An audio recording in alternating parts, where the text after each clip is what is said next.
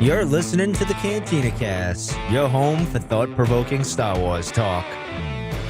Join Mike and Albert each week as they break down the latest news, trailers, movies, and of course, all your favorite characters from a galaxy far, far away.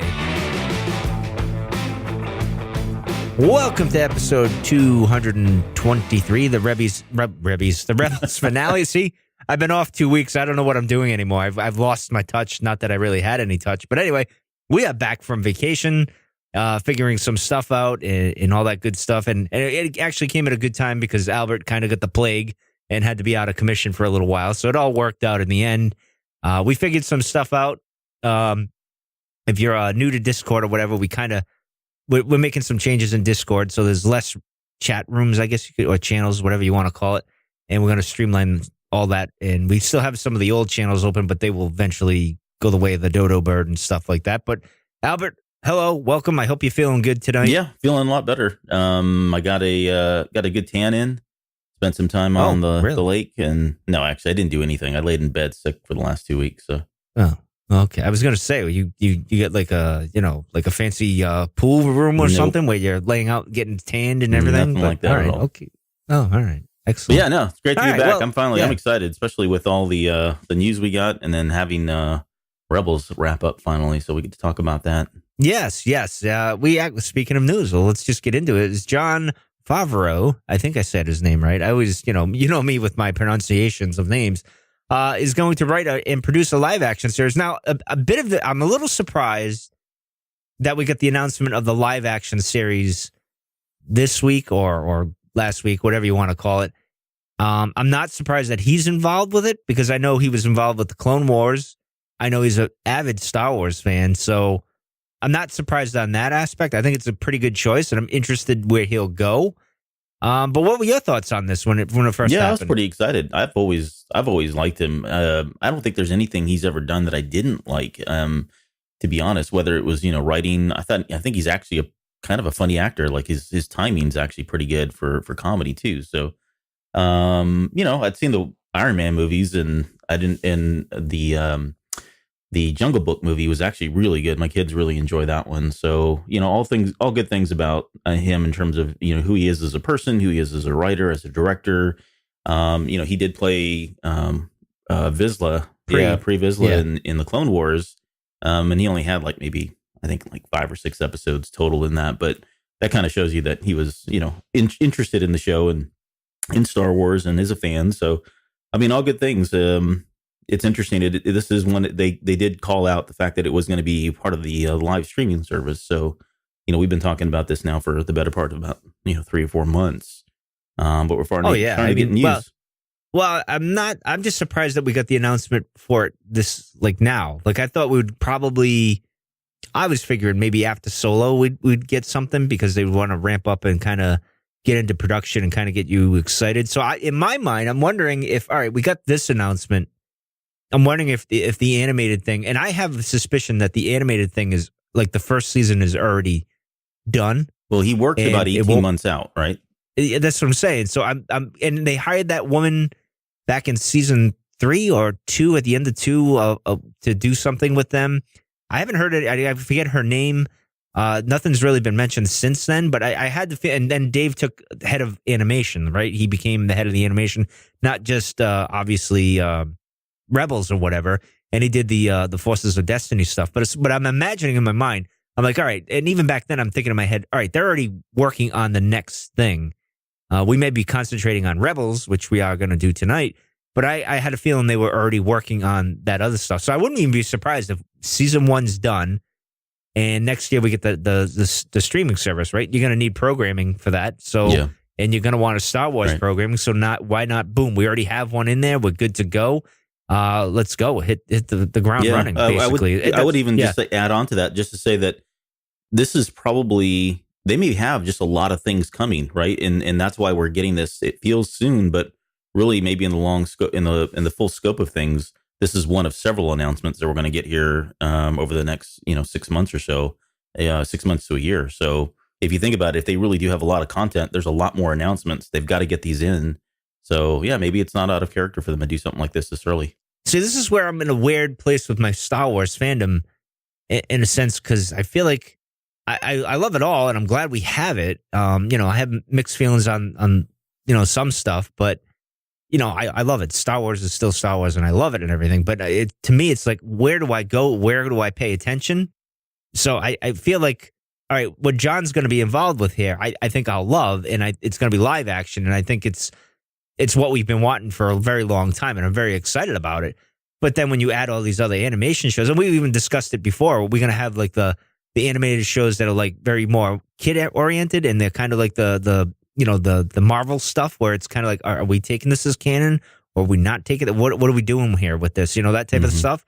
I don't know. So and then all these books that you got going out, I don't know what to follow. Sometimes it's getting to that point where I'm going to have to pick and choose, and kind of the big moments. If something big happens in a novel or a comic or on the show, I'm going to kind of have to tune in for that one particular thing and go from there. But I'm pretty excited about Jon.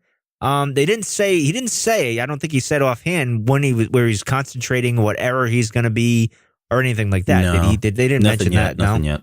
Well, what if you had to guess, or if you were in Jon's shoes, what era would you like to play in, or what would you like to explore? Oh boy, as much as I'd like for him to do, and we've talked about this recently, but as much as I would like for him to do the Old Republic, I can't see him doing that, and I don't know why. It just doesn't. I don't know. Maybe I can't see him doing that for whatever reason. It just doesn't make sense for me. But maybe they resurrect some of those old storylines that they had for the Underworld stuff, or maybe they. There was a lot of work that went into that. They had a video game that was going to coincide with that.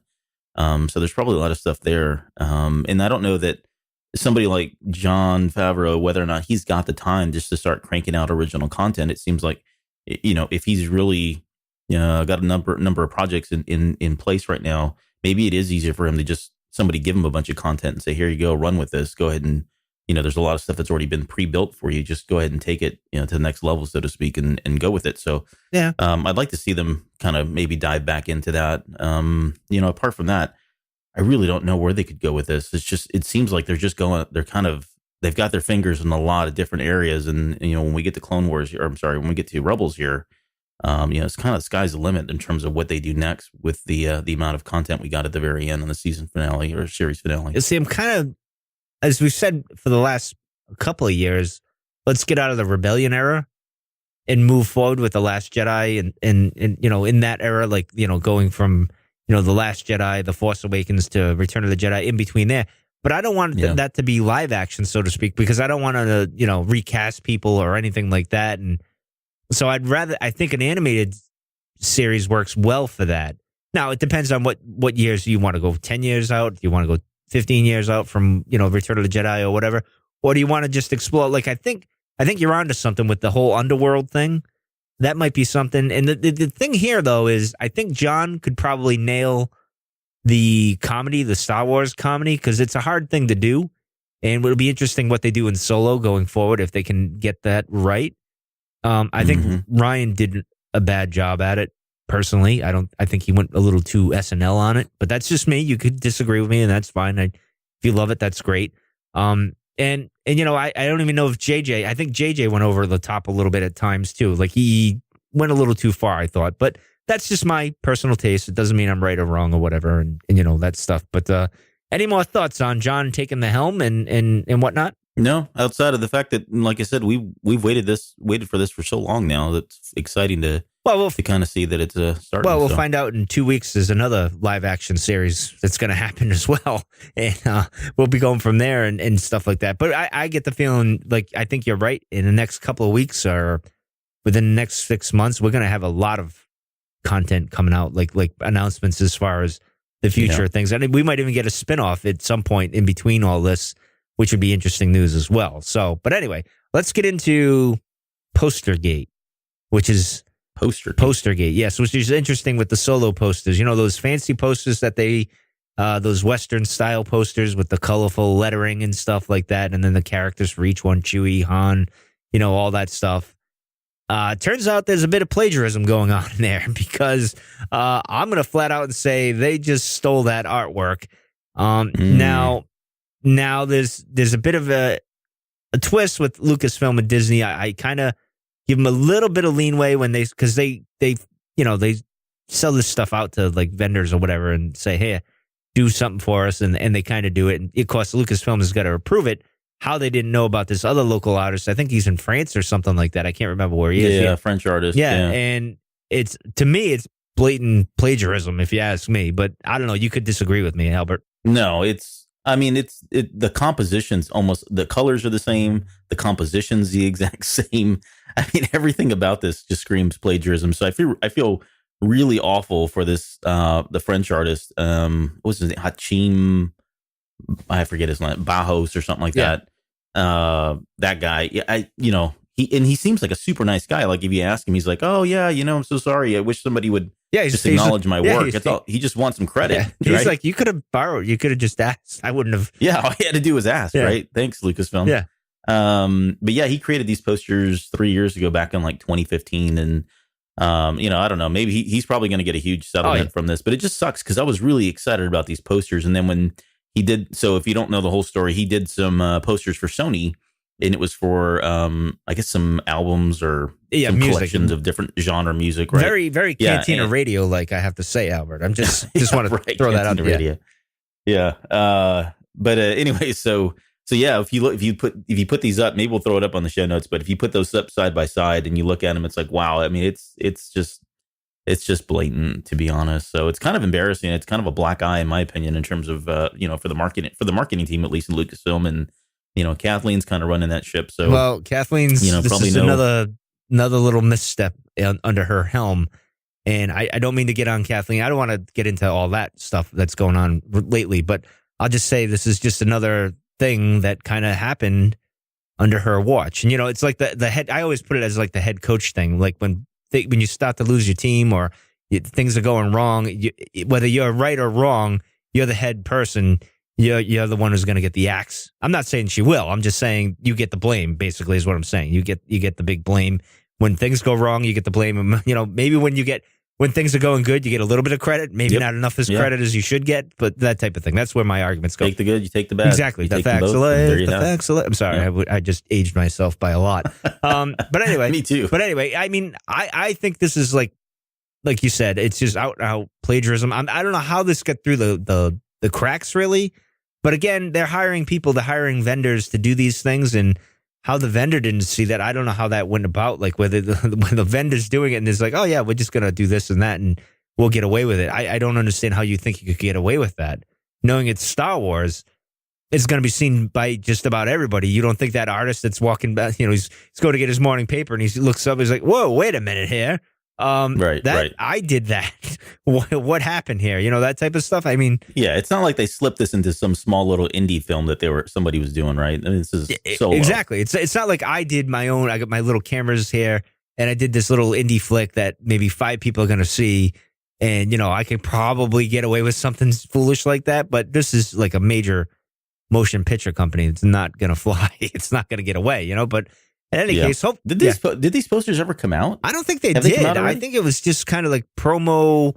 I don't know if it was in the movie theaters. I could be wrong. I need to get one before they pull them. I know. Now they'll be a collector's item, right? Now you're going to want them. Yeah. Everybody wants them. Yeah, exactly. This might be the only saving grace in the Solo thing. No, I'm only kidding. Wow. I know. I'm being mean. No, I'm only kidding. I think Solo's going to be pretty good, actually. I got high hopes for it. So, but with these posters, as you were saying, I don't think are they in the theaters at all? I haven't seen it. The only thing I've seen is the black marquee. Like it's got the Solo logo in yellow and then the stars behind it and that type of thing. I haven't seen these posters at all.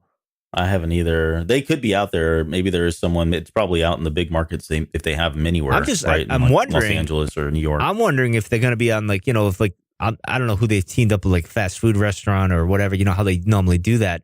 And their cups have this print on toppers. Yeah, I wonder if that's going to happen. Like, I wonder if they're going to have to recall all that and then kind of straighten that out, or they just got to. Yeah, I mean, because a lot of that stuff gets put in the work well before almost a year. The movie even comes out. Yeah, because they've got to produce all that stuff. So maybe there is stuff out there. So that'd be very interesting to see how this plays out. If they if they pull these posters down, then what happens to all that merchandise that maybe has the same artwork on top of it? So. It's probably just easier to cut a check.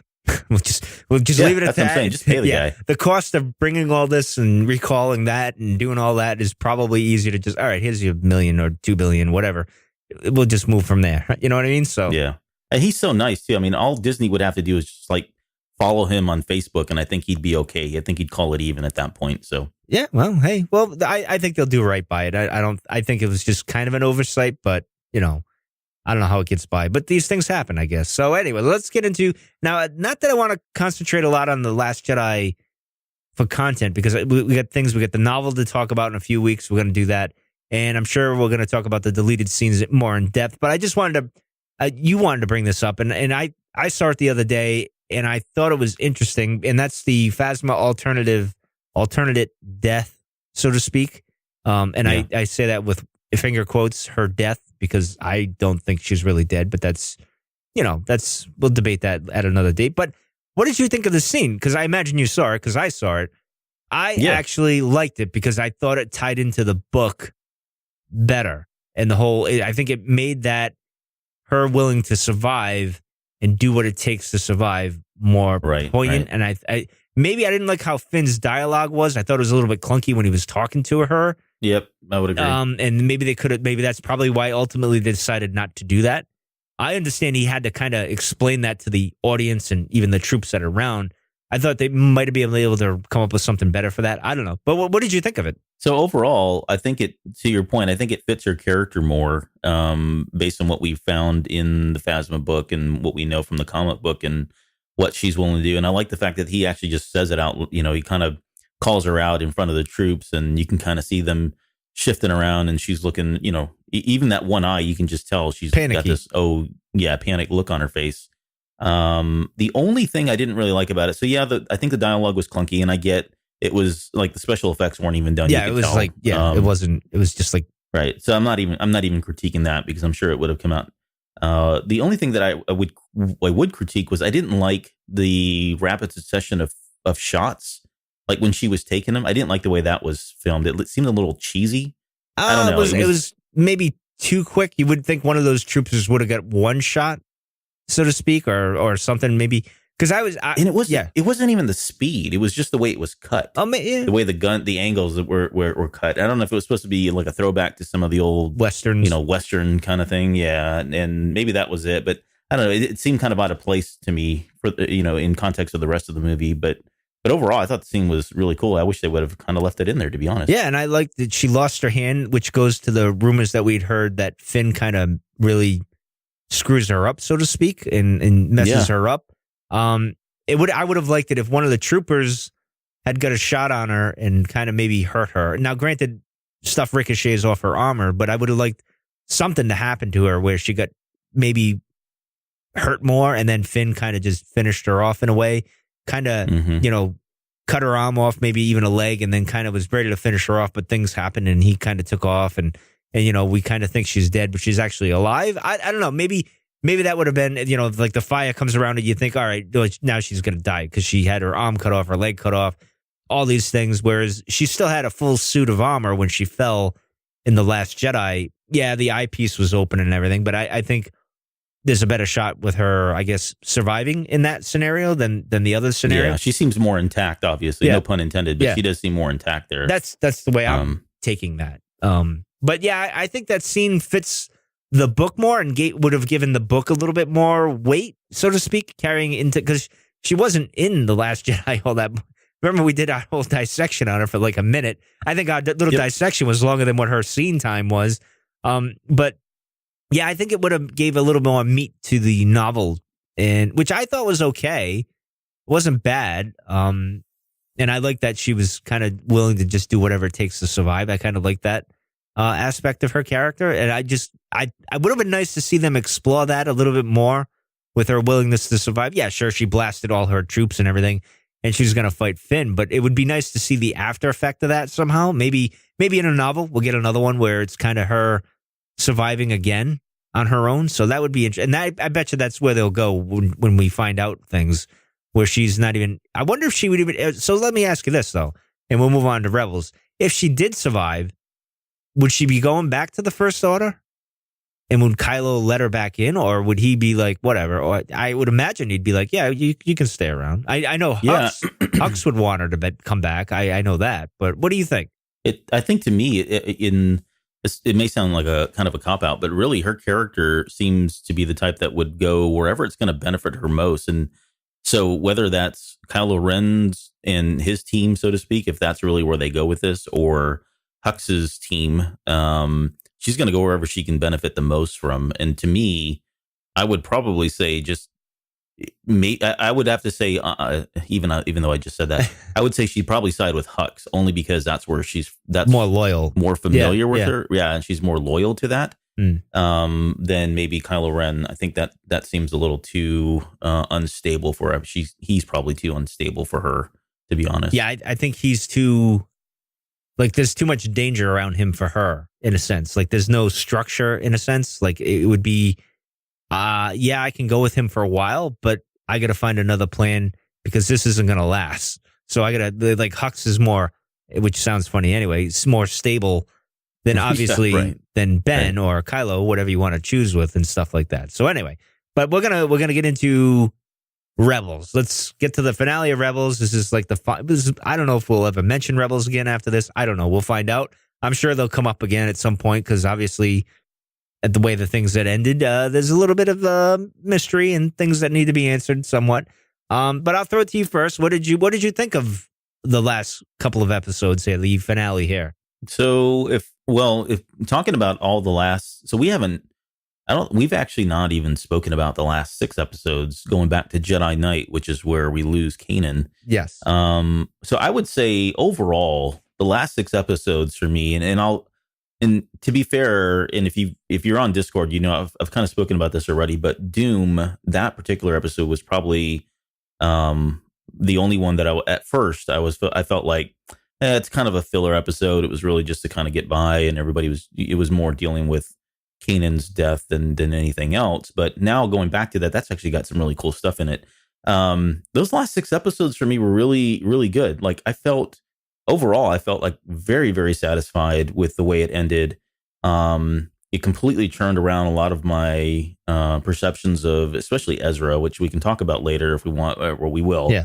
But you know, his character arc and just what happens to him, how much he grows up in those last 6 episodes was pretty significant, especially when you look at the whole series in context. So, well, because we'll get into that in a moment. But continue. Yeah. But I mean, overall, I thought all of them had some really great stuff, some really good highlights. I mean, they really put a lot of stuff in this. Not only from the writing, I thought some of the directing, some of the shots, some of the action shots were well choreographed and really planned out. The storyboards, you could probably tell they put a lot of time into them. And then the animation itself, they did a lot of things that we hadn't seen yet.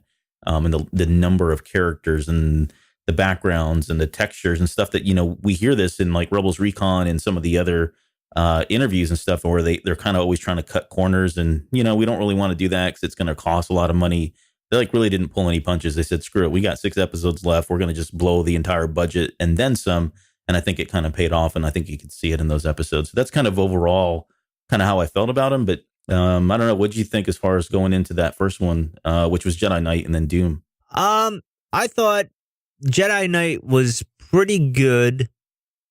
Dune's is kind of like, well, you know, the after effect. I thought that one was it had cool emotional stuff to it, but I thought Jedi Knight was the better episode.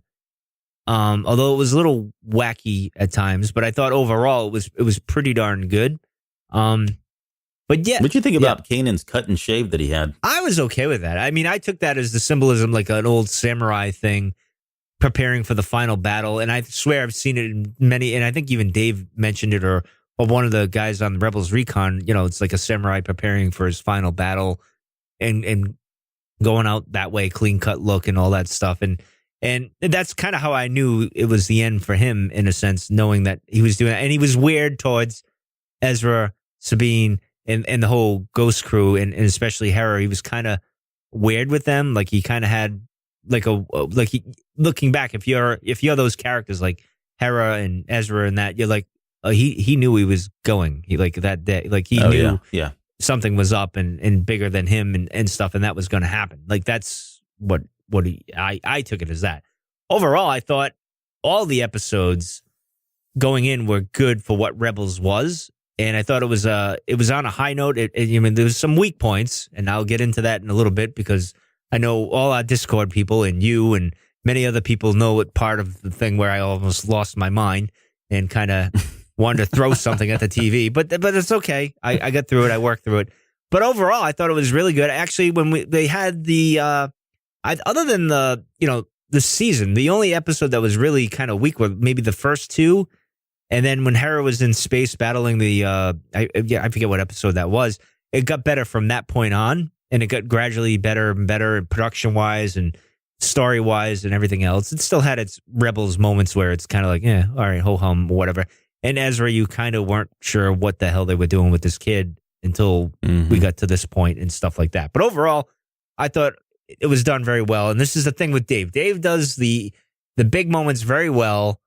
And I love that about him, but he also gets into a few other things that I guess I'll get into it at the end here when we kind of do the final wrap up and stuff like that. But anyway, go ahead. No, so I was going to say, so for Jedi Knight, if I could, just some of the things that really stood out. So we talked about the cut and shave and the whole samurai aspect. I like that little montage there too, where he was kind of prepping and they had the music and then they were cutting back over to the gliders and they'd cut back over to him. I thought the way that was filmed was really neat. It almost felt very kind of 80s montage-ish. Well, a lot of that was like Indiana Jones feel to it. That those two episodes with the, they're at the temple and stuff, and it looks like, the temple, not the Temple of Doom, but it looked like Indiana Jones and stuff with the way the lighting was and stuff. I don't know. That's how I took it. But continue, sir. Yeah, no, that was cool. There was one moment in there, though, in that episode with the Kalikori. So the foreshadowing there I thought was pretty cool. So there's a scene in there where Thrawn has Hera's Kalikori, and he mentions that, I've kind of figured this out. These are people that were important to you in your life. And then he said, like this one, maybe a brother, a younger brother that you had. And really what it was her son, like at that moment. So she was pregnant already at that point. And Thrawn didn't put two and two together. He thought that was, kind of a younger brother when really that was really Jacen. So foreshadowing there which would come a little bit later. I thought that was a really cool moment. His death, I thought, was really powerful. At least for me, it was. And it was for, I think I've mentioned on the show that we watched this kind of all as a family. And it was stunned silence, the entire scene for that as it happened. And when he got his eyesight back, we all were just kind of like, whoa, he got his eyesight back. And which was kind of a neat moment. I know Dave had kind of explained it that in that moment, he was just so full of force and energy that, it almost kind of like self-healed him, I guess, so to speak. So he was able to finally see her with his real eyes, which I thought was a really cool moment. Well, it goes with the sacrificing things. You get it's a selfless act. So you get that higher power, so to speak, I guess you could say, and that moment of clarity, and which is part of like when Kenobi, disappeared or whatever, and Yoda, it's that moment of clarity and stuff like that. I'll say this, and I'm going to get flack for this, but I thought Kanan's death was more meaningful than Luke's death in the Last Jedi. Like I thought it meant more, maybe because he was physically there and he was actually dying right then and there. I mean, I know they both die and it's a sacrifice and everything, but to me, it just seemed like Kanan was more of a meaningful death and sacrifice than what we got with The Last Jedi. And I know some people, and I've even said this to myself when watching it the second time around, I'm like, you know what? He could have made that jump. But you got to remember it's animation. And like you said, budget-wise, they can only do, it's animation. You can only do so much. Logically, sometimes you got to throw logic out the window, I guess, production-wise. And that's even with movies. Sometimes you can't do what you want to do in a movie because it's just not feasible or possible or budget-wise or whatever. There's restrictions and stuff. But I mean, you could also make the argument that Ruck really shouldn't have been able to disarm him that way. Yeah. Right. Yeah. Or the what was it, 4 stormtroopers that were shooting at him? We've seen him take on many more than that. So why these 4, right? I mean, all that, and I get that's fair criticism. Don't get me wrong. I'm not saying you can't criticize that because I can totally see where that criticism is coming from. But taking it in for what it is, and like you said, I thought it was pretty good in terms of the way they did it. Yeah, well, that's like I mean, even times Ezra seems like he's overpowered compared to like even Luke or you know what I mean, like Anakin at times. So you got to take it for what it is. But continue, sir. Yeah. That was Jedi Knight. Doom. So Doom was again, it was one of those episodes when I first saw it, I was like, no, okay, it's kind of, I get it. Everybody, it was really the fallout. It was, we got to see how everybody was dealing with Kanan's death. You had Ezra, who was just, kind of self-loathing and pitying kind of person. You had Sabine and Zeb, who were all about revenge and they were feeling that anger. You had Hera that was just completely lost and broken. She was not even herself anymore. See, I thought that was the more compelling of the people that were kind of broken or sad about it. Like I thought that was because we've never seen her like that. Yeah, I thought that was more right. She's almost like a Leia in how stoic she is at times with her feelings and emotions. So I thought that was the more meaningful one. The one with Ezra wasn't bad because you figured he'd be kind of losing, like he felt lost. Like even Luke when Obi-Wan goes, it's kind of like, all right, now what? I had a master, now I don't have a master.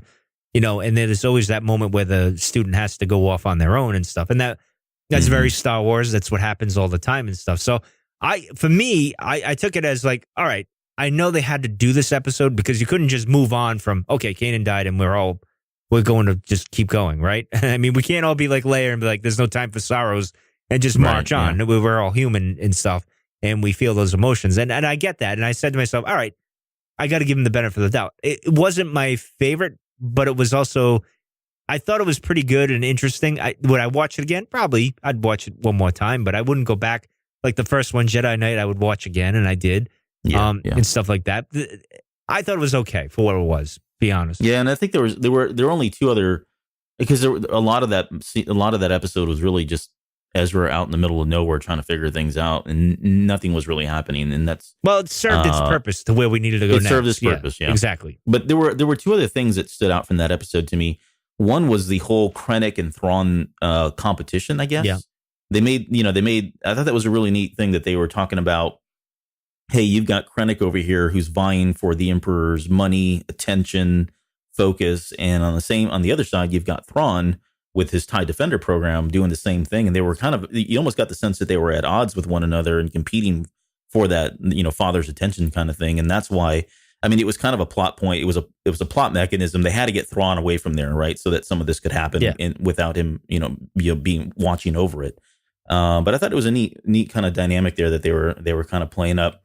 And then the other thing was Doom. So the big wolf turned into Kanan. I thought that was cool. And that was something I think we called, I don't know, a while back. When we first saw the preview, I thought it would look like him, or I thought it was going to be him. And you could tell, even when you listen to the wolf, you could hear Freddie Prinze's voice in that large wolf, which is kind of cool. I didn't think that it was him per se. I thought it was him channeling himself through the wolf, so to speak, knowing that Ezra has a connection with animals, and that's how Kanan would reach him and kind of go about what he needed to do. And you know what I mean? And the wolves kind of even attached to Kanan as well. Like they knew what was coming, because when we get into Worlds Between Worlds, obviously they can go into that realm, it seems, if you ask me. But that's, anything else? Do you want to get into Worlds Between Worlds? Let's talk about Wolves in Endor and then A World Between Worlds. Okay.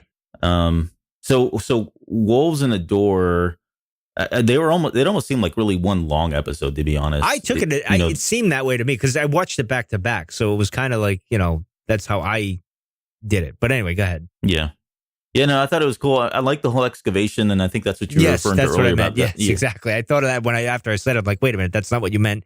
You're going ahead of everything, but go ahead. Yeah, no, that was the lighting and all that was really neat. I think someone had mentioned Indiana Jones. Yeah. I kind of took it as 2001: A Space Odyssey, because in that movie, in the book, it's the very same thing where they're kind of excavating on the moon, where they find the monolith, and they've kind of dug out this cavern, and there's all these lights and that kind of thing.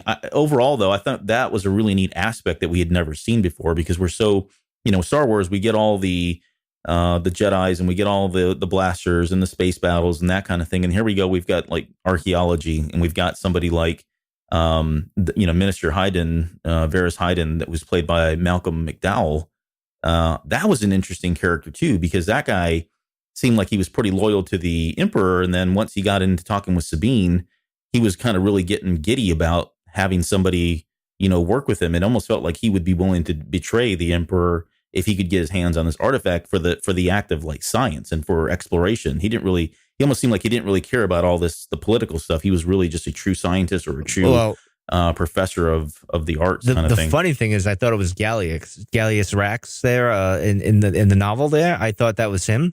The guy in Aftermath there, the Empire's End. I thought it was him.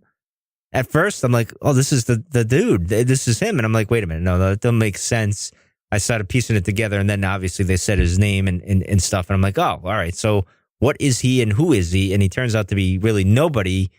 And it's funny because originally that was supposed to be Vanny or Vane or whatever his name was. So that was the Vader's servant from Rogue One. Yeah.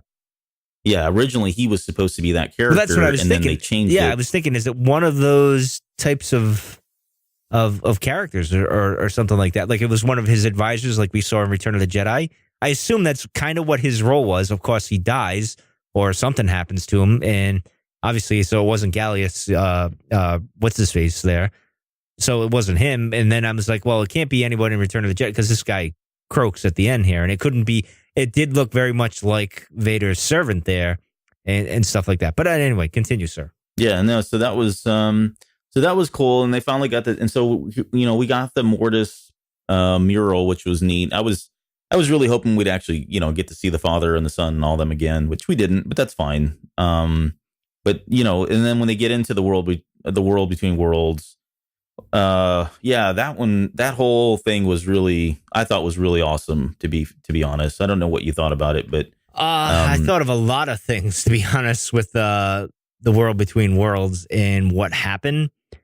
I loved it for Rebels, and I even had a cockamamie theory, like, because there's this stuff that's been going around that, like, and I think it was even on the Nerdiest in their news thing on their YouTube show there, where they're saying, well, we've seen Rebels introduce things that are done later on in films and stuff. I'm like, all right, are they going to have the guts to do something like this in Episode 9?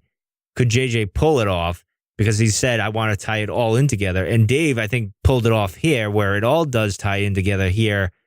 And he did something very interesting in the fact that he did something that way I like goes back to Qui-Gon with the Yoda arc, where he says to Yoda, is, I can see the past, the present, and the future. Basically, I'm paraphrasing. It's all happening at once. Yeah. And that's what you see there, because that's all like the cosmic force there. And all those little threads are connecting one way or another. And that was kind of the point of it. Now, where everyone's talking about time travel, yeah, okay, I guess, because Ezra kind of used it as that.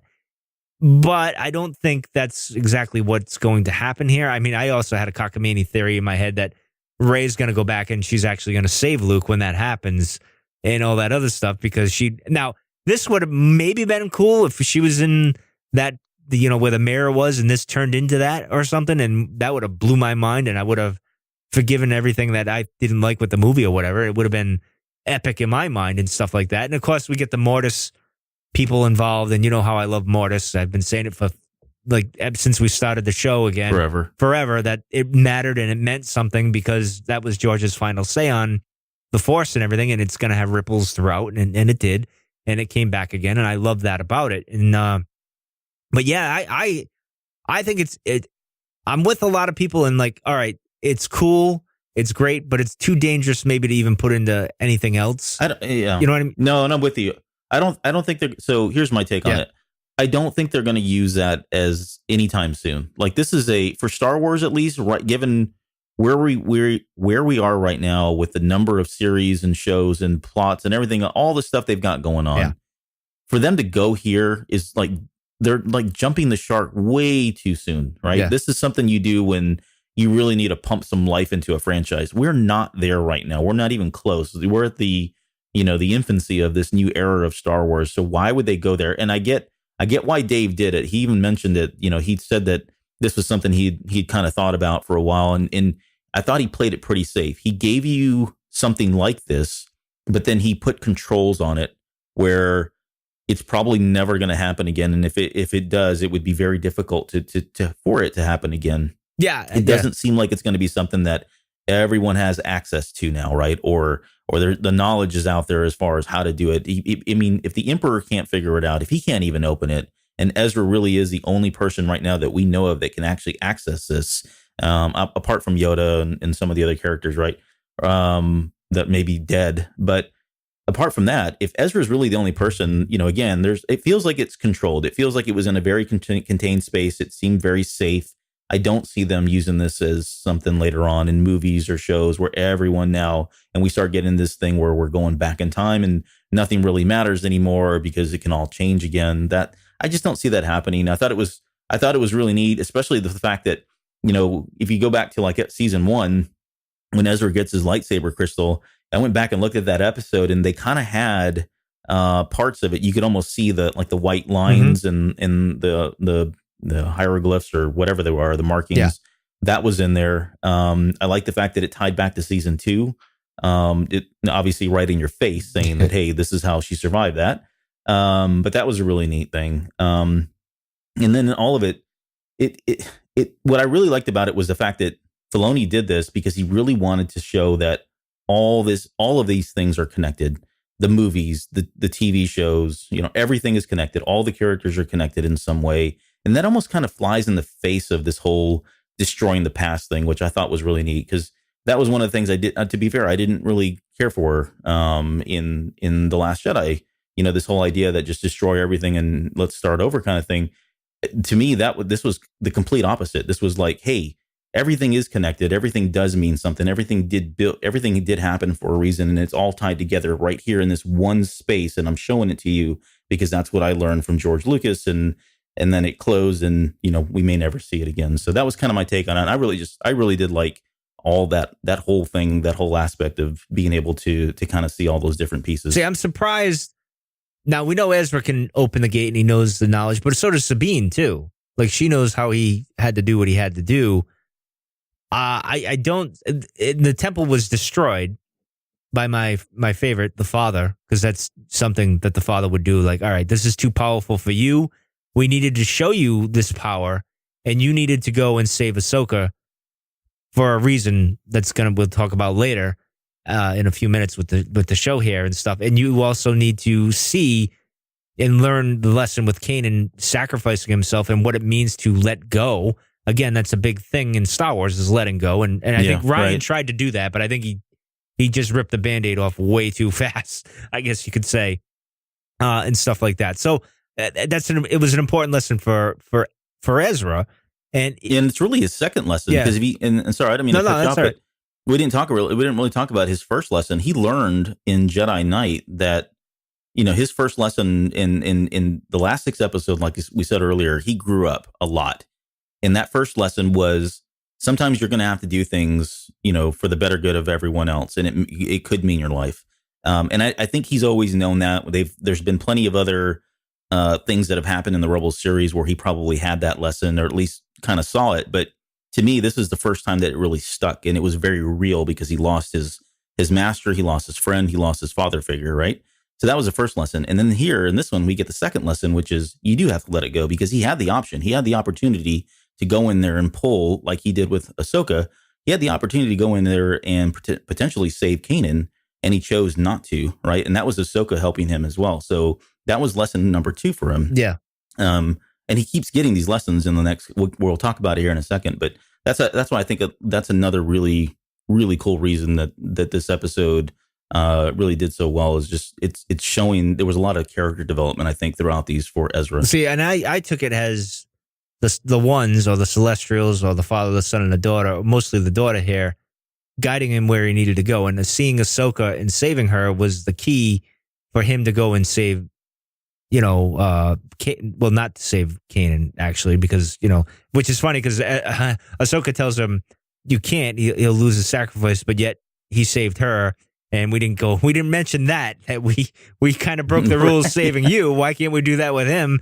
And stuff like that. But that's the Force at play and all that stuff. And we'll get into that in a little bit at the end when we get to that. Why I think the Force kind of chose Ahsoka to be saved there.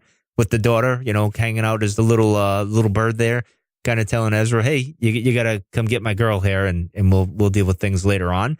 And my other question is, did they cause a ripple by doing this in a sense.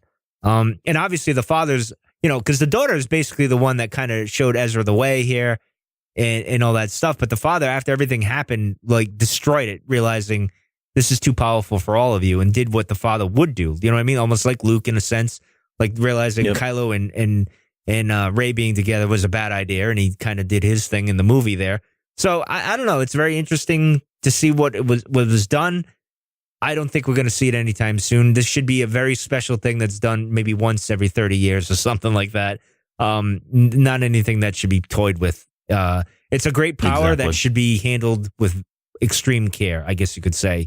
With that, we should jump into, you want to get into Ezra? We'll get into Ezra, Thrawn, and the character development. We'll start with Ezra, though, because one of the things with the series is that Ezra, 1 minute he's good, and then he's going to be dark, then he's kind of whatever, he's here, he's there, and you're like, well, what are they doing with this kid? And then apparently, finally, he grew up a lot in these last few episodes where they kind of just didn't play that whole, all right, we're going to tease he's going this way, he's going to go that way. Finally he kind of, grew up basically at this point. But what are your thoughts on Ezra? I think I kind of know where you're going because you kind of hinted it, but I just real quickly. Yeah, no, I think he, he almost kind of takes Kanan's place in terms of, looking out for everyone. And the minute Kanan's gone and he realizes, I think at that point that, he's the father figure, or at least he's kind of, that person that needs to lead them. There are no other Jedi at that point around them, and he's the only one that can do some of these things. So I think he kind of takes that mantle and takes that responsibility and does it pretty well. I thought it was cool that for his character, at least in these last two episodes, A Fool's Hope and Family Reunion and Farewell, it started off by showing everybody there, and it really speaks to a very subtle thing about Ezra's character, that he always saw like the good in everybody, right? He always wanted to see that good in everyone. And sometimes they'd burn him and, they'd come back and he'd trust them all over again. And you kept thinking, and that was part of my frustration. I think I kept thinking this kid's just, but Luke is like that too. Right. Yeah, no. And that I said that I don't mean that in a bad way. I just like, wow, he really is just this kid that keeps making stupid mistakes and is very naive and trusts a lot of people. And it was really neat to see everybody there, Hondo and Vizago and everybody else, Ketsu, and everyone was there, and they were all there for Ezra. They weren't there. I mean, they were there, to save Lothal and everything, but all these people were finally coming back together to kind of help him and help his cause, which was, I think, says a lot, and certainly helped for me solidify what was really happening with this character in all those episodes before, where I felt like he was just, kind of spinning his wheels and not really getting anywhere with anyone. So it was a nice payoff for me, I think. And then obviously, this whole plan that he concocts, which I want to talk about this just real quick because, we've said it on the show before. Anytime someone sees a vision of the future, it never really goes the way they think it's going to go, and it's dangerous. And this was one moment I thought where everything that, at least based on what we see in the episode, everything played out the way Ezra saw. Like, I didn't see that there was anything that really went bad. The timing may have been off a little bit here and there, but he had a very clear plan in terms of what was supposed to happen and how things were going to happen. And he had contingencies for contingencies and upon contingencies, which was kind of cool. But it was very interesting to finally see somebody that had a vision of the future, and he was able to kind of use that plan accordingly, and it didn't really blow up in his face like we've seen with some of the other Force sensitive characters in the past. Well, it's kind of, maybe it made more sense than Luke's Return of the Jedi plan, which seems to be a controversial thing these days again. Like, it's coming up like Luke's plan was insane and it made no sense at all. I chalked it up to he had a Force vision and kind of foresaw what was going to happen. Kind of the same thing here with Ezra. It just went a little better, I guess you can say. The one thing I'll say this with Rebels is with Thrawn, I never really cared. I thought he was kind of interesting, but he didn't do too much for me. But I thought their dynamic in the end here was really, really good. Like, I liked how Ezra was trying to play chess with him and kind of go toe to toe with him. And of course, what happens in the end where Bindu's prediction comes to light, where, I see you surrounded by many arms or whatever. and stuff like that. And a cold embrace. Yeah. So I thought that was pretty cool. The way they went back and forth with each other and the one-upping of each other, and Ezra not kind of giving up but still fighting. I thought that was good. And I'd like to think their fates are intertwined now, right? Oh yeah, because it almost seems like at that point, especially when Thrawn says, and I'll paraphrase, but he says, "Whatever you realize, whatever happens to me happens to you," kind of thing. To me, that was almost foreshadowing of like, okay, our fates are now tied together forever, and we're always going to be in this together. It almost seems like they are now kind of like mortal enemies, and I hope to see that.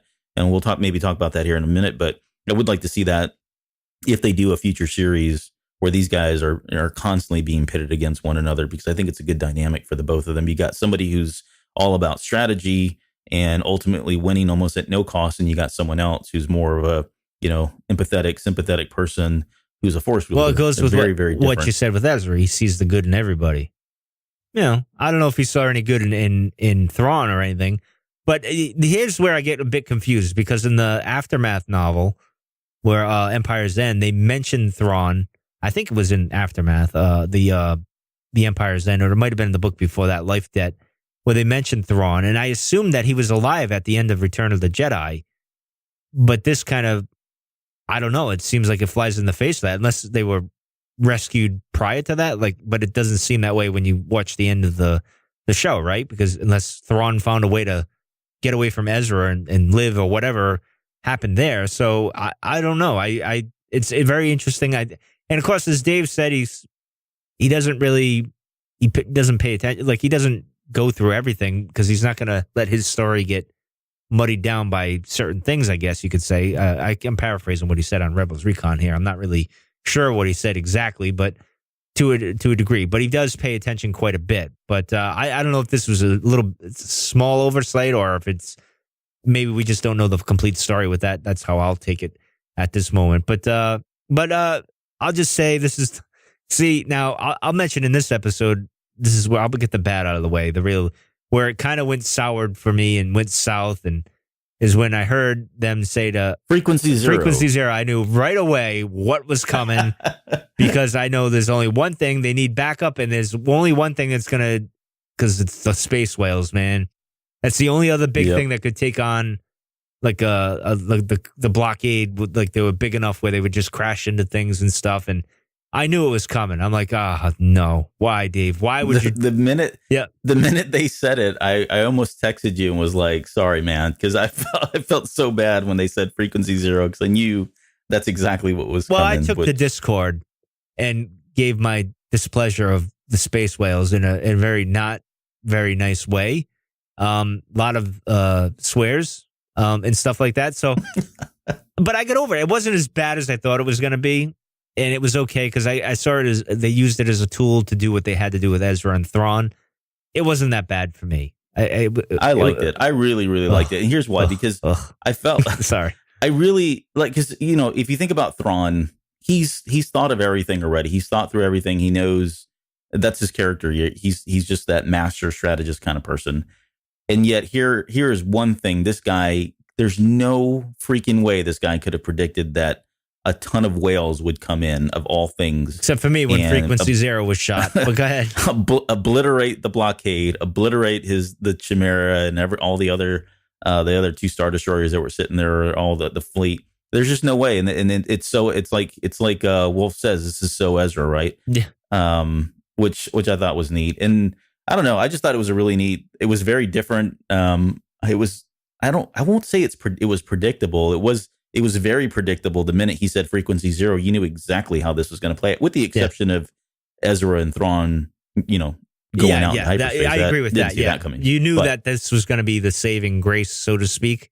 And chaos was going to happen, and it was going to be organized chaos and stuff. But speaking of other characters, before we get into the other main characters, but we'll just talk about overall, what did you think of the other characters, like Wolf and stuff like that, and Gregor and Rex and which I want to get into in a minute. I don't want to really talk about Rex too much, because I got something else to say about Rex. But what did you think of that? I thought it was cool. But Ketsu, where she come from, because she came out of nowhere to join the group. It was like, oh, hey, I remember you. Where'd you? And then and the dude from Iron Squad, like, hey, yeah, where's the rest of them? I don't know where they were. Maybe they went back home to mom and dad. I don't know what happened there. If they even have mom and dad, I don't know if they do anymore. But I think they're orphans, if I remember right, and stuff. So I don't know. What did you think? The only thing I'm going to say with Dave is, he does these great episodes, but he can't seem to kill any characters that he creates unless he needs. Hey, he killed Gregor. Yeah, I know, but Gregor needed that finale, the finalizing thing, because of what happened in the Clone Wars. We all thought he was dead, and then he shows up here. So he needed to kind of go. I was hoping Rex was actually going to go out as the hero here. I thought he was going to do his thing and be the hero there and stuff. It's kind of, maybe it's heartwarming. We'll get another Rex and Ahsoka Tano meet and greet again. But, I don't know. What did you think of the other character? I liked Wolf. I thought Wolf was cool. I always liked Wolf and stuff like that. I liked Wolf. I liked, Ketsu, like you said, she had one cool line in there. She's like, do you have any plans? She's like, yeah, but I'm going to stay anyways, or something like that. I thought that was kind of cool. What was really neat, and I don't know if you caught it, their blaster bolts, the clones had blue bolts. Really? Yeah. So it was like a throwback to the old episodes. I'll have to go and look again, because go back and watch it. I didn't catch it till the second time I saw it. I was like, hey, cool. I didn't even realize that. So yeah, and then they had what was his name? Mart was back. They had his best friend. Oh, can't even think of that guy's name anymore. But the hero, I think, for me, was Melch. No, of course. I thought he's like the he is one hell of a character. I'll leave it at that. Well, yeah, I don't know. I mean, I'm kind of half joking. I posted on social media today that he was a true hero of the season finale. But all joking aside, I think it was cool to see them all, and I get your point about him not really killing it, because really nobody. That's probably one of the more fairer criticisms right now, is that really there weren't a whole lot of casualties or even people that sacrificed themselves. Even Ezra and Thrawn, we know. Yeah, they lived. I thought Zeb was actually going to go at some point. Yeah, and that was the cool thing, is like throughout the episode, there were moments where you kept thinking, okay, this is where Zeb's going to die. Oh, nope, he lives. Oh, here's where Ruck's going to die. Nope, Ruck. That guy Ruck, he's like a roach. You could not kill this guy. He just kept coming back and coming back. Well, he did die. So I mean, the way he died, I thought was interesting. Was Zeb teasing on the other end? I thought that was cool. But I did think that like Zeb was going to check out, and then Melch. I'd like, all right, this little piggy's been all over the place and gone through everything, but he can't take the title of being the cockroach of Star Wars, like Darth Maul and now Captain Phasma as well. He's got to go, man. He was shot dead blank. And I thought, what I thought he was going to do when he woke up? I thought he was going to pull out like a metal plate, like guns, with Back to the Future, and then the good, the bad, the ugly, and all that stuff. I thought that was going to happen, and I'm surprised it didn't with Dave. But yeah, and then Gregor's the one that goes like, wait a minute, why with this little pig who's cool? We like him. He's awesome. He does all these crazy things. But why not Greg? Let Gregor live, man. I don't know. Yeah, and Gregor's like the sad, pathetic one, right, of all of the clones, and you like killed him off. He's like the Lenny of of the clones for some reason. But here, just real quick, one of the other speaking of the characters, I thought we didn't really talk about Sabine's character and what she did. Her and Chop, when Ezra was like, saying, "Hey, I need to go up there," and there's Hera, who's still reeling from Kanan's death. She doesn't want to let him go. She's, in protective mode at this point, saying, she doesn't want to lose another person. So she's trying to get him to stop. And I thought it was really big, I guess, of Sabine and Chopper to be able to look at Ezra and just trust him and let him go off. I thought Sabine, that said a lot. Grew up quite a bit as well in this moment. She was always growing up faster than, I want to say, Ezra. But that's a girl thing. Yeah, that's true. That's true. They're smarter than us anyway. So I think that here she realized she trusted in Ezra. Like, I thought that was a great moment for it's almost like the kids kind of taking over from mom and dad, like it's being passed. Yep. And they both had that understanding, like, I have to do this. You got to let me do this. And she kind of like, I trust this kid. Let's go with it. And that's what they did. I thought that was a great moment. And I thought it was interesting because I think she got more compelled by Ezra in the end here and what he was doing. Like, she kind of saw him being the Jedi that Kanan was, or maybe even better or more special. Well, not really. I mean, Kanan was like a dad to her in a sense and stuff like that. But I just thought they had that big bond there, and it was cool to see, and I liked it, actually. I thought it was really good. I thought she and obviously the symbolism with the darker hair and stuff that showed that she's more mature, so to speak. At least that's how I took it. Maybe that's just me being an idiot, but that's how I saw it being and stuff like that. But anything else? So what did you think of Nick's aunt? All right. Well, here we go, because we'll get into the wrap up of what things happened, and Sabine's doing the voiceover thing. Now, this is very 80s sitcom or 80s drama type stuff, or even in the 90s where they do the whole "this is what happened." It reminded me of the Wonder Years, blah blah blah blah at the end there, where Kevin Arnold's telling all the what happened here and there and stuff like that, which was fine. I was fine with it. I thought it was actually perfect. I didn't think they were going to do it like right after the Return of the Jedi, like it was the war ended, blah, blah, blah. That I was a little surprised by that. I thought that was great. But then, as Sabine's telling the story, she says General Syndulla, served with Rex on Endor. And then we get into that whole controversy again of Nick Saint and, is that Rex on Endor and stuff. I think Dave, what he did was left it up to you to decide. And I thought that was a brilliant move where you can decide if you want it to be him, then it is him. If you don't, like I don't want it to be him because I don't think they really look alike, to be honest. I don't see that. If you've seen one clone, you've seen them all. Yeah, well, that guy doesn't look like the clone that was in the clones, but I'll just leave it at that. So I to me, if you want to, go ahead, go with it. I don't have a problem with it if you do. That's cool. It's a nice little nod. I think the way he did it, where it's almost like both sides can win, so to speak. So I thought that was pretty cool. And of course, him dressing up and almost looking that way earlier in the in these episodes, I think he did anyway. I can't remember, or it might have been before that. Helped out as well with you putting 2 to 2 together. I don't really have a problem either way, but I prefer him maybe not being in that moment. And of course, my bigger issue is all right. With Hera was there and he was there, but they weren't really. If you believe, like I believe, well, where was Hera on? In that Battle of Endor, where was she? I know maybe there's a bigger battle going on. I just maybe she wasn't part of Han's team at the time. I don't know. That's kind of like, what are you gonna do? Type of stuff. But maybe there was something in Forces of Destiny and I missed it. So because I didn't really watch any of that. But what did you think of all that? No, yeah. So as far as Syndulla and living on, I think is fine. I guess it would imply that she was.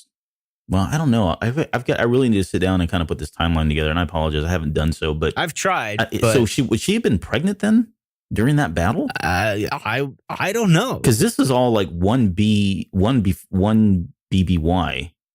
right? So wasn't this before? No, because this would be before we see the events in Rogue One, right? So by the time Rogue One, the kid was a little older. Jacen Syndulla, by the way, was the kid that Hera and Kanan had, and it's Jacen. Yeah, but we don't know the gestation period. Well, I was just going to say, cross species. Yeah, well, we were going in weird places once we get into this stuff here. Right. Yeah. But hey, they went there, so that's cool. Good to know that can happen with Twilight and a human, I guess. But here's the thing, and I think it's happened before, if I remember right. It's been kind of known. It's just we don't really talk about it. But Jacen, it was like what? I want to say 4 or 3 at the time we see, or maybe even 5 when he's in the ship with his mother, and he's I would say I would age him about maybe 6 or maybe about 5 or 6. So that would mean then she had like a 3 or 4 year old running around during the Battle of Endor somewhere. Or he was at daycare. Yeah, I don't know what was going on with there. The father. Yeah, he was with the. Yeah, that's what happened. They would tell he was somewhere. Yeah, exactly. Like, who knows? Maybe C-3PO was babysitting him. I don't know. We don't know. But yeah, so the timeline will have to piece it together or whatever. But what are your thoughts on Jacen and Rex and all that stuff? So I think for I like the idea that was Rex, even though just because in my mind it looked like him to me, and I want it to be all nice and neat and happy. So yeah, that's fine. I'm cool with that. No big deal. I don't like it, but it's cool. I don't care. Okay. Yeah. As far as like so Jacen Syndulla, it's funny because they mentioned his name they said Spectre 7. I'm gonna go ahead and just put some money down that's the name of the new series, Spectre 7. I don't know why. Star Wars Spectre 7. But I thought it feels like it should have a James Bond theme to it, like in the opening. I don't know why, but look ahead. Yeah. So I think that was cool. It would be neat to see this whole thing where, if the new series is really about Ahsoka and Sabine going out and trying to find Ezra, I'd like to see them find him, maybe at the end of season 1, and then season 2 and beyond I'd like to see Ezra, teaching him. I assume that's a Jedi. What will kind of happen. Yeah.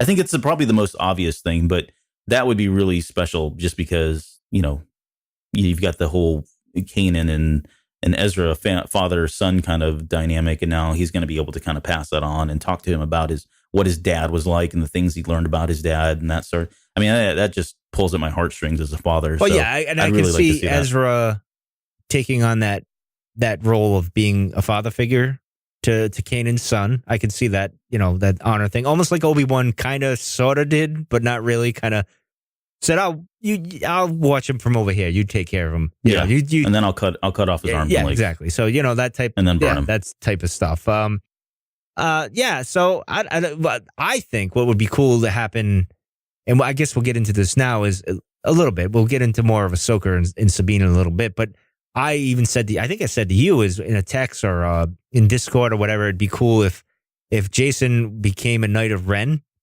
and that would kind of tie in with Jacen Solo and him turning to the dark side, and he was one of the Magnificent Seven there, or 8 or whatever. Oh, right. That would be interesting if that happened. And then So you want them to pull more from like some of the Legends lore? Not exactly. I mean, I don't mind. Like, this is a homage, obviously, to Jacen Solo, I think, and it's Dave's way of saying, yeah, I remember you guys, type of stuff, and it's spelt the same way Jacen was and stuff like that, and it's obviously right. Going forward, there's going to be with Ahsoka and Sabine and Ezra.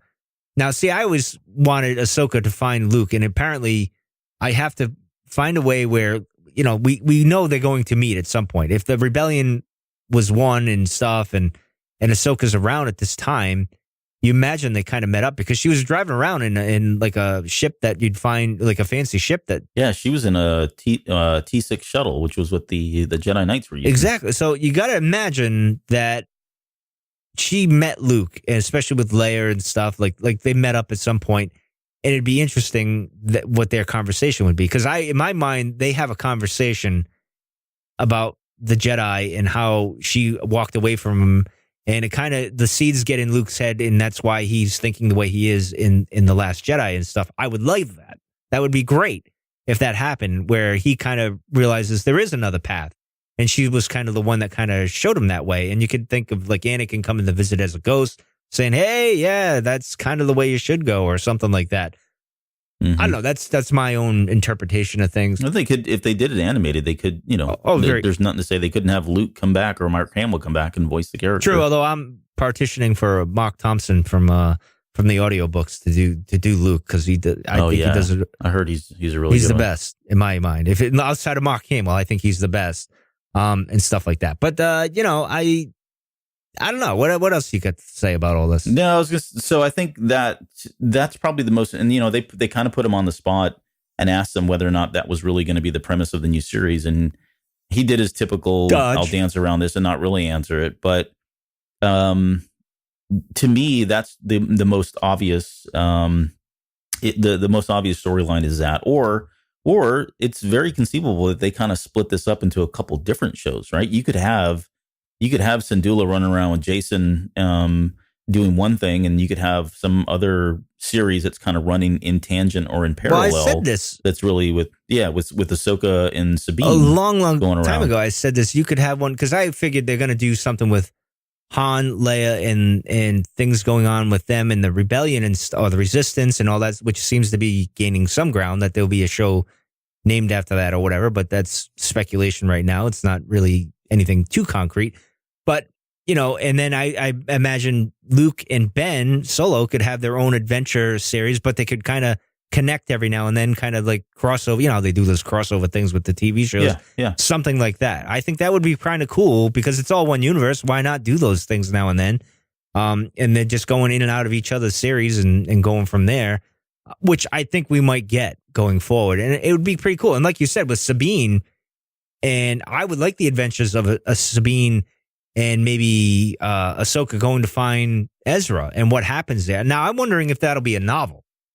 I'm curious if that would be a novel or they would do animated, because Dave seems to say, or from what I've interpreted from his interview with Collider, is that he has full control over the characters that he kind of creates. Like Ahsoka is his girl, and no one can. It's like touch or do anything with her. Like if they want to bring her in somewhere, it's almost like Padme with George. Like you got to come and ask me before I let you do this or that or something like that. So yeah, but he also seems pretty open. He is to lending the characters. Oh out, yeah, of course, because he wants them. It's that universe. He wants them to breathe and go forth and stuff like that. So I just think I like that he has the final say in those things. I think it's cool because I think he but that goes to that whole thing of he's so attached to them he doesn't want to kill them type of thing. But and it's funny because initially I wanted Ahsoka to die at the hands of Vader because I thought it gave Luke more weight facing Vader. Like he killed Ahsoka and all these he killed Obi-Wan.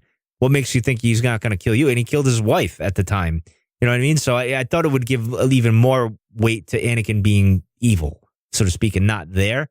But I'm cool with her living now. And now that she's alive, I've said countless times since it's happened that I want her to meet Luke and I want them to have that philosophical debate over the Jedi and stuff and Luke learning more. Yeah. And like when he says those things to Rey in the temple, they let Palpatine, Sidious rise and everything. I want that to be knowledge that he got from her. From Ahsoka. Because then it would be a nice thread that goes into that. I think that would be awesome if it was, if it was me. But Dave, hey, call me up anytime. I'll give you ideas anytime.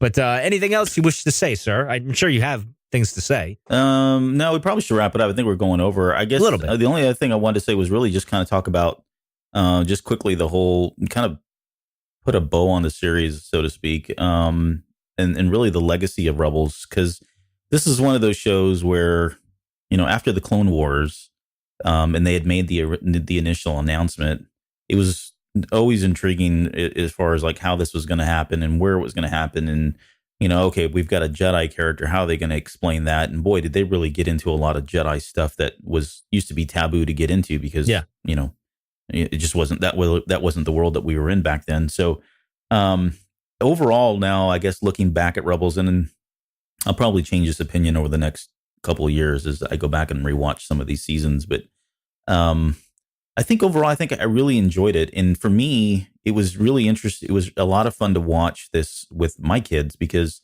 I've got a 13-year-old and he remembers the Clone Wars vividly. Like that was his series. So when he sees Ahsoka and he sees Anakin and sees these characters, that's what he goes back to. That's what he grew up on. Where I've got my 6 and 7-year-old who don't know anything about the Clone Wars. So for them, Rebels was the first animated series, and that was really they live for this show. I mean, they're so excited about these episodes, and they're excited about Ahsoka, like my 13-year-old is, but for different reasons, completely different reasons. They know Ahsoka from Twilight of the Apprentice in season 2. That's the character that they fell in love with, right?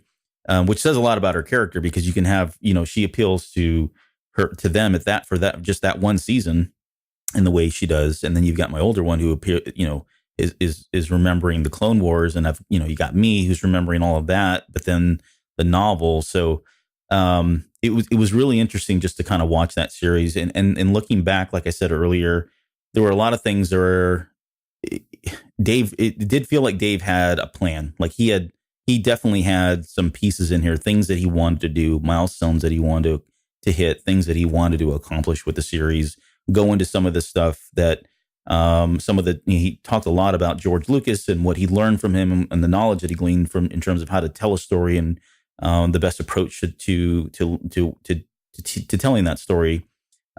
He did a lot of that. And I think going back and looking at some of the stuff that we saw in season 1 and season 2 and season 3, especially, there was a lot of stuff that we felt were like filler. I mean, really, it really was important. We just we couldn't see the whole picture. And now we kind of have the benefit of being able to do that. But, I think going back and looking at this series, I think over the years, I probably am going to appreciate it even more, especially given that it did a lot of things. It tied in a lot of different movies and books and characters that we had seen in those. And it just really was it turned out to be a lot more complex than I was really giving it credit for, to be honest. So I'll kind of just leave it right there. Overall, I just really enjoyed the series, and I really especially enjoyed the way it ended the last 6 episodes. I felt very satisfied in terms of how it ended, and I'm super excited about where it's going to go at this point. I will say this. Rebels to me always felt like filler to get to where we are now. I think Dave ended it well for what it was, as I said. But for me, the value now in Star Wars, it's funny how, like I said at the top of the show here, my fandom is kind of in this weird quagmire of things, of emotions, and maybe other people can relate, maybe they can't, or something like that. But the father side of me as a fan is coming out more now, in the sense that now, as I've always said, and you can go back since the original, like the sequel trilogy was announced and everything, and I've said on the show, this isn't for me. This is for, say, my daughter. And so I might not like it at the end of the day, but the value for me is actually my daughter living these things now. And so the amazing thing, then and I've said it on the show the last couple of months, is Morgan's very much into the Clone Wars now. Like, she loves the Clone Wars. Like, that's all she watches when she comes home from school now, which is crazy because I didn't really influence. I know people think I influenced her to do that, but I didn't.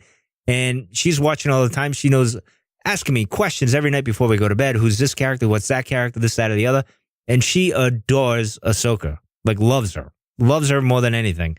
Thinks she's the greatest Jedi of all time. And she loves Anakin and all these other things. She loves all that stuff. And funny, we didn't even mention the Emperor in this, but maybe we'll mention it at another time or something like that. Maybe on CAD. So here's the thing. So Rebels happens the other last week or whatever. And I'm saying to myself, you know what? She likes Rebels, but she doesn't get in. She's not there yet. Like, she wasn't into Clone Wars and that. Now she's into it.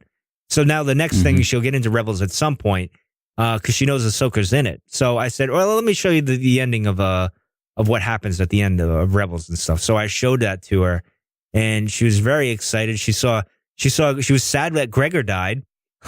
She saw her boyfriend, as she likes to call it, Rex, because she absolutely loves Rex and stuff like that. So for me as a father, my joy is coming from that now and seeing her happy and getting into these characters the way I was as a kid and catching on to that value and that thing that you relate to. Because some of the stuff, the new stuff, I can't relate to, but my daughter can now. And that's where my saving grace is, I guess, in my fandom now, I guess you could say.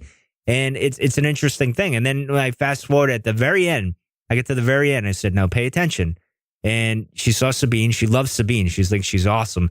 And then all of a sudden, she said, keep watching. And all of a sudden, she saw Ahsoka. Her eyes just lit up and just was amazed. And she was also amazed that Jacen Syndulla showed up because she loves Kanan as well.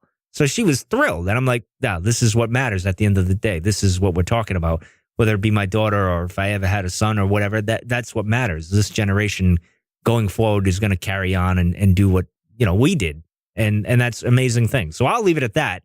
That's where I find the value with Rebels, because I know she'll love Rebels when she gets into that and whatever else comes on after that. And so that's pretty cool. I think that's awesome. And I guess we'll leave it at that, sir. Unless you got anything else to say? No, I'll just leave it with, we've got a lot more content coming. There's a lot of stuff coming down the pipe. So much so, should be exciting. We'll be sick of it. No, I'm only kidding. All right. Yeah. If you need to find our links and descriptions and all that other stuff, just check the links in our show description and our show notes there. And it'll lead you to wherever the heck you want to go. Social media, buy a t-shirt or find us on Patreon or whatever. With that, we'll see you guys next week.